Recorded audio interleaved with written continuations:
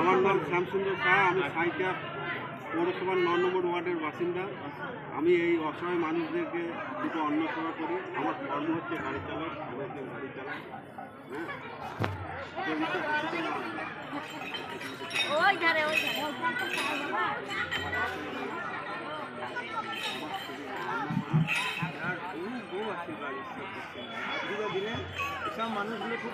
আর ভাই দিকে মানে ভাই নেবো না। আমি তো প্রথমে ভাবতে পারছিলাম না, আছে ইচ্ছা ভদ্রলোককে জিজ্ঞাসা করলাম এখানে খাওয়াতে পারবো কি পারবো না, না হুজুরের নামে ঠিকই হয়ে গেল।